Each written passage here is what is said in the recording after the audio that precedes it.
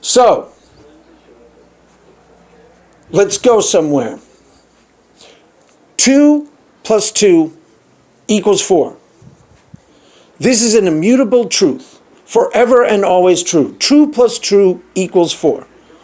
If you are a mathematician, everything you build mathematically from that point can never violate that 2 plus 2 equals 4. Forever and always true.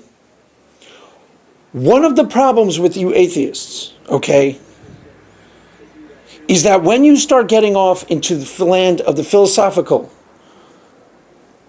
you violate essential truths. Truths as essential as 2 plus 2 equals 4. Basic, simple truths. And once you violate them, you go off into philosophical abstractions that have no bearing to the truth, because they've already violated the essential truth. So you're basically in la-la land, dealing with an abstraction that cannot be rooted in truth. And the reason you do not know this is that you do not examine beliefs that you actually have with any real integrity. You do not examine your deeply held beliefs. You don't really look at what you believe, because it wars against the truth of other things that you believe, or other things that you know to be truth. What do I mean? Okay. Now this is very powerful evidence for the existence of God, but you have to cooperate with me. You have to work with what I'm saying, and you have to listen to it, and you have to think about it. What do I mean? If you are an atheist, then you say there is no God.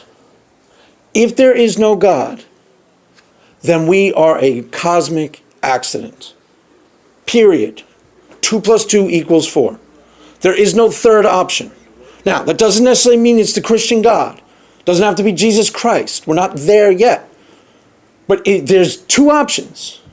We're either a cosmic accident, not designed, not fashioned for any purpose, with anything in mind, or there's a God. Some form of deity, some form of life force that would be a God. Even an Eastern God, even a sort of,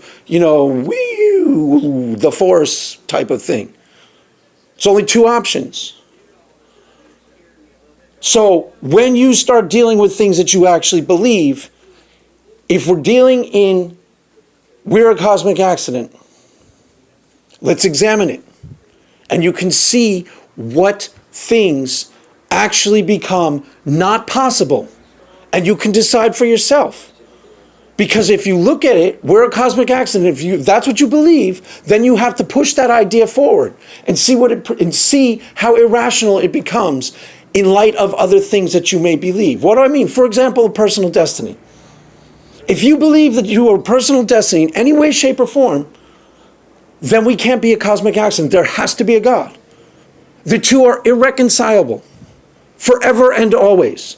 That is 2 plus 4, and it's going to equal 6. Forever and always. If we are a cosmic accident, there can be no such thing as a personal destiny.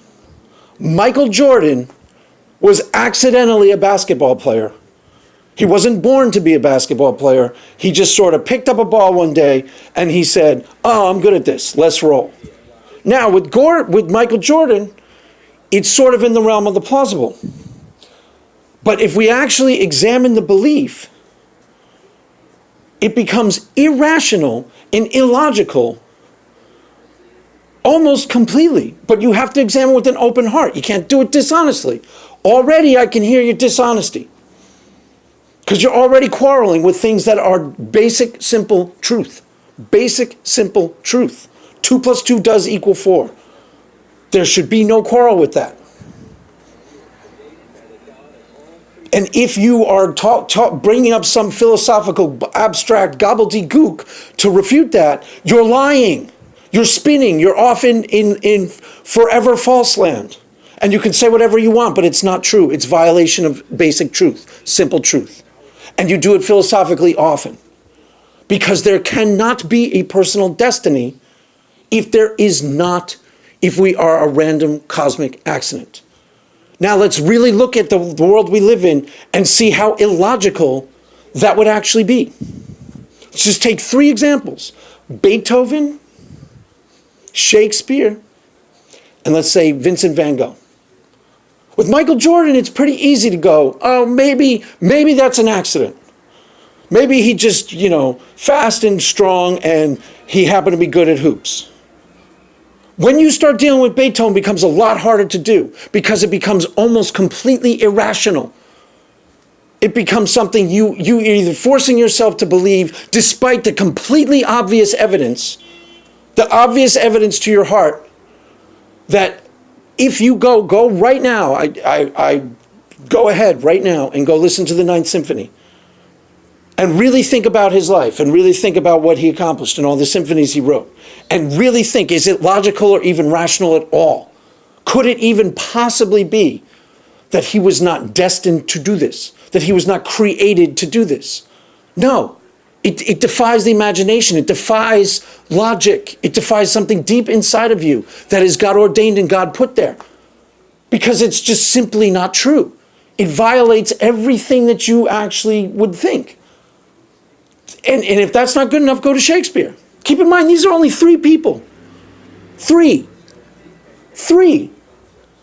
Listen to the Ninth Symphony, then listen to the Third Symphony, and listen to the Seventh Symphony. Tell me he wasn't born to play piano, that he wasn't designed specifically to do that. It defies the logic. It defies imagination.